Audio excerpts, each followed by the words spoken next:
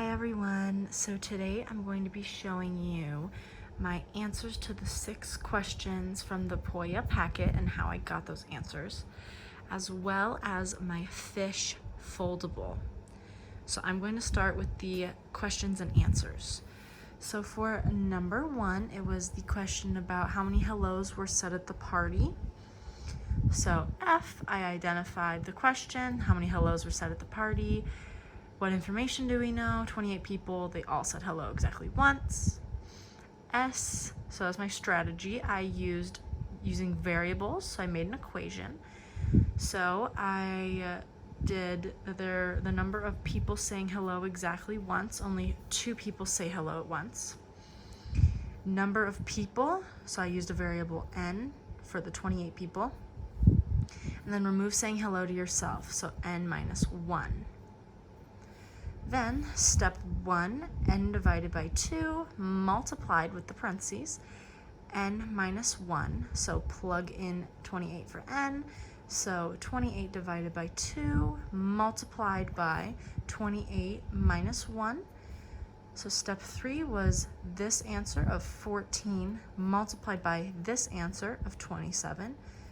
So 14 times 27 got 376. So on the back, I did the H of my 50-word explanation. So there was 378 hellos said at the party. Using variables, I made an equation and solved using numbers from the word problem. I used n for the number of people and subtracted 1 to show no one says hello to themselves, and divided by 2 because 2 people say hello at a time. So that is number 1. Number 2 was about the volumes of Shakespeare's books and how the bookworm chewed through page 1 of volume 1 and through the last page of volume 4. So I identified the question, what is the distance the bookworm traveled? Whoa. And then I identified that there were 4 volumes, the pages were 2 inches thick, covers were 1/6 inch thick, and that the bookworm ate from his point A to point B. So I made my own equation. So I figured out that he chewed through 4 volumes worth of pages and 6 covers. So I made the multiplication equation of the 2 inches times the 4 volumes of pages that he ate through, added by the 6 covers worth of covers, and they were all 1/6 inch thick. So I brought down my addition sign, and the 8 from this and the 1 from this added together to get 9 inches traveled. So my H, the bookworm traveled 9 inches. He ate through 4 volumes of pages and 6 covers. I made an equation multiplying and adding the numbers above by the thickness. So I made the equation 4 times 2 plus 6 times 1/6 equals 8 plus 1 equals, that should be a 9. So I chose this equation because it used all the numbers mentioned and made a whole number answer. There's number 2. Number 3 was about the students that signed up for classes, and 20 signed up for chemistry and 16 signed up for English. How many signed up for both of the classes? So for F, how many students took both? And so identified there was 32 students, 20 took chemistry, 16 took English. So my strategy, I used a table. So at the top, the 32 total students, chemistry was 20, English was 16, and we were trying to find out how many took both. So the 32 total, I subtracted the 20 chemistry students to get 12. Then I took the 16 English students and subtracted the leftover 12 students to find out that 4 students took both. So my H, 4 students took both classes. I got this answer because I took the total of students and subtracted the 20 chemistry students to get 12. Then I took the 16 English students and subtracted the remaining 12. That way I got 4 students that took both classes. There's number 3. Number 4 was the question about the bear.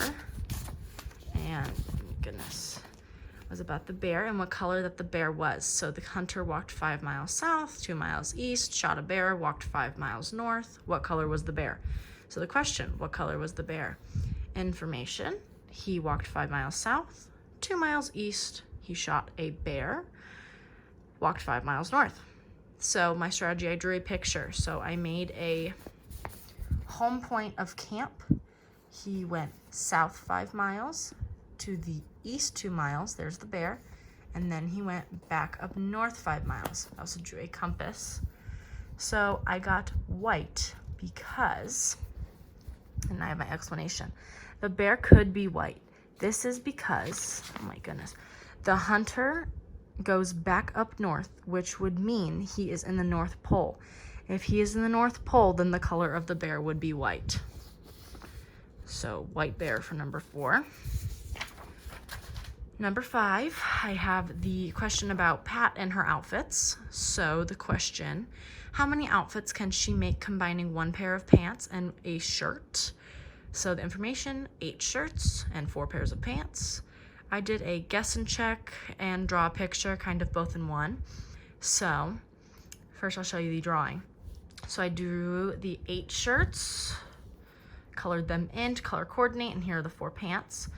So each of these tallies is the 2 colors combined. So orange and orange, orange and blue, orange and pink, orange and green.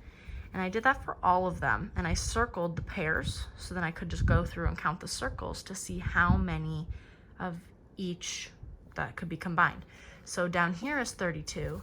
Then I also figured out that you could also multiply the 8 pants by the 4 shirts to get 32 as well. So there's 2 ways to do that. And for my explanation, I said there could be 32 outfits of clothing. I got this answer because I multiplied the 8 shirts by the 4 pants. 8 times 4 equals 32. I also got this answer because I used colors to match the tops and bottoms to each other to get 32 different outfits. So there is number 5. And lastly, number 6. So this one was about the drinking glasses, and 3 are full, 3 were empty, and they were in a row. First 3 were full, the last 3 were the empty ones. So how could you move, or could you move 1 glass and have not one of the same glass next to each other with only moving 1? So my question, how can you move 1 glass so not 1 same glasses next to each other? So the information, 3 full glasses, 3 empty glasses. So I drew a picture for this. So there I drew the 3 full, 3 empty, and numbered them. So I figured out that you could pour the water from number 2 into number 5 to then have the full, empty, full, empty, full, empty pattern. So you would move the water from number 2 to number 5. So the answer is yes, it can be done. So my answer, this is possible to move 1 glass and not have the same glasses next to each other. By moving glass number 2 and pouring the water into glass number 5, it makes a pattern. This pattern is full, empty, full, empty, full, empty. So it is possible. So lastly, moving on to my fish foldable. So I did keep the same, pretty much the same. I added a little bit for the F, I, S, and H for the what it stands for.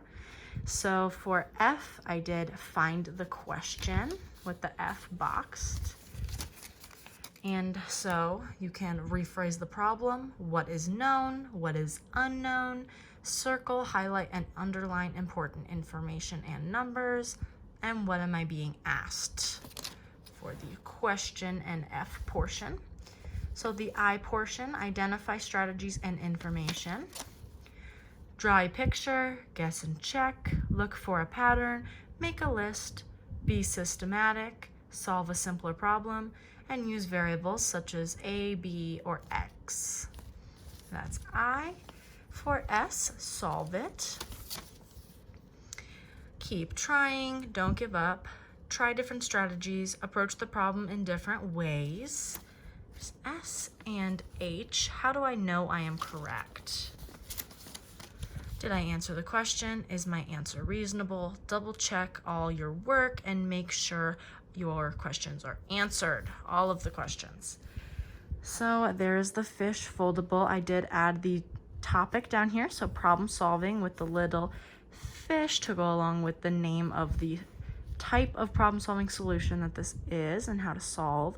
So I added all of this on here so that I could also continue to use this in my classroom, and I think that the kids would really enjoy all of the colors and the cool font and the little goldfish. So that's my week 1.